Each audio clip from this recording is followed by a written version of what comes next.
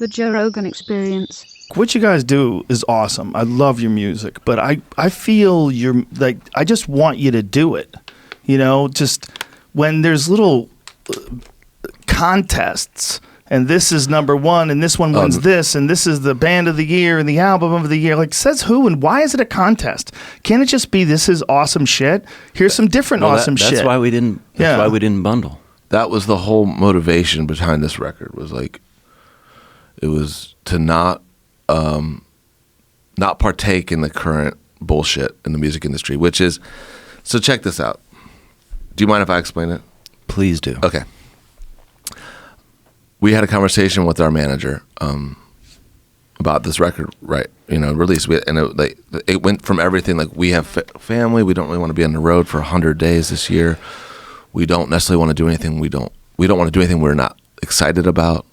So it came down to the promotion and stuff, and it was like we want to get in front of people and play our songs and have fun, and the conversation came up with about the actual album, like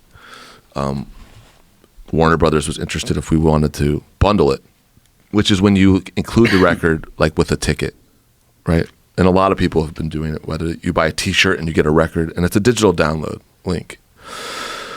And I was like, well, how does that work? And I'm like, well, you would give $5 from each ticket back to Warner Brothers, and then you would get a record sale. And I was like, that doesn't make any sense to me and to Dan. And they're like, yeah, well, it's the only way you're gonna get a number one record. So if you want a number one record, you got to do that. And I was like, well,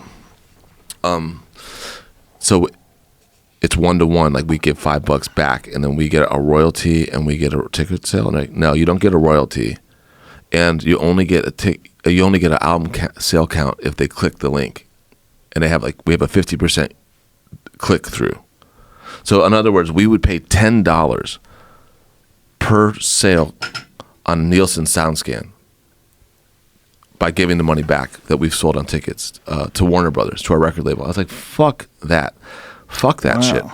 At this point, that is a crazy deal. Check it out. We've sold 250,000 tickets on this tour. So we would give back 1.25 million. Our record advance for this record was less than that. I was like, if Dan and I were just on our own record label, we could give ourselves $5 per ticket and count, and we just take the money from the right hand to the left hand, give you a link, and if you counted it, we get the sale, we keep the money. That's basically what the fuck was going on. You know what I mean? And it's all based on fear. Like all of this shit. It's like, do you want to be relevant? That's basically the conversation that is basically being had. Not that direct, but it's like, as an artist, you better try to get good numbers, get that first week up there. And Dan and I were basically like, fuck that. Fuck it. It doesn't even fucking matter.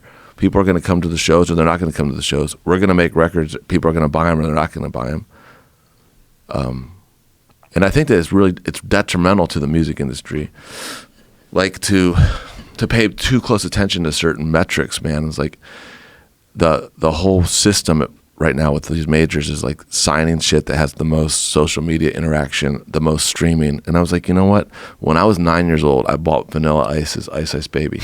And I listened to that shit, like, I'm not joking, like 250 times in a week, like a fucking idiot. Like, that's who's listening to this shit. That's getting 1 billion streams in a month. It's like fucking 9-year-old morons. It's like, I like our fan. I like to think that our fans have like, they got like 150 albums that they listen to on a sort of rotation, at least, and ours may be one of them a month. You know what I mean? So it's like, it's a different fucking audience. You know what I mean?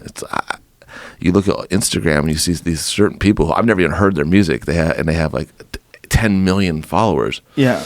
The weird thing is that there would be any comparison at all. Like, why bother comparing? Well, that's exactly right. That's exactly right. But that's the problem, is that there are two different things at play here. There's the music industry itself, which is like, certain people who work in the industry, high ups, are like, we need to sell records. We need like this pop producer to work with this writer and this artist, and we need streaming numbers.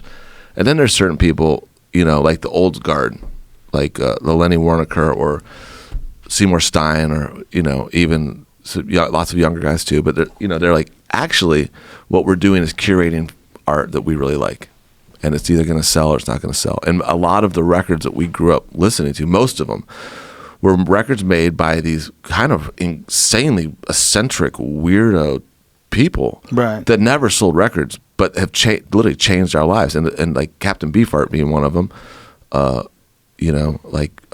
Tom Waits has sold some records, but still, like, it's a much different type of commercial viable thing. But these artists are why we make music. It has nothing to do with this shit. It's like the difference between like the Vogues, you know what I mean, and like the Fugs.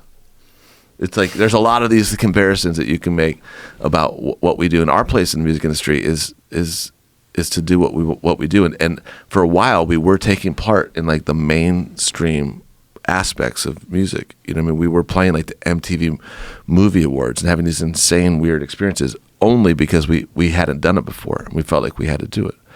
And I wouldn't change anything. But at this point, like, I think steering as far away from all of that shit is what we want to do right now. Yeah, there's no reason to lump you in with anything. Like, why would any... that's one of the weird things about these award shows, right? You're lumping all these different musicians together that don't necessarily have anything to do with each other. No. Just all make music. Well, check it out. It's like we played the MTV Movie Awards in 2012. We got offered to do it. We watched it when we were kids. We were in LA already. It was like, whatever. Aerosmith came out and introduced us. And now I'm thinking, like, why would they agree to be on the MTV Music Awards? Like, what are they going to get from that or whatever? The whole thing was kind of bizarre. It's all really bizarre. It's like they need to be in the spotlight or something, and we're just like, I think we kind of realized how goofy it was while we were there.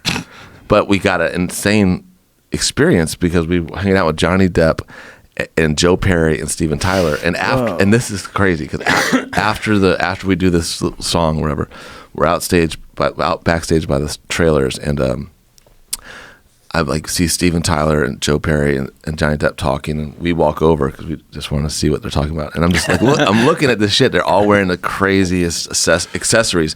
Like, they're dressed up like,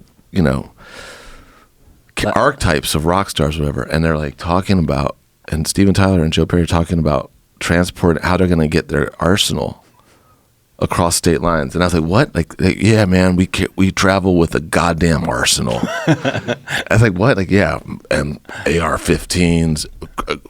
We have fucking grenades. I was like, this is insane, man. Oh my God. I think it's worth it. We're here today just to hear that these guys feel like they need to travel with grenades.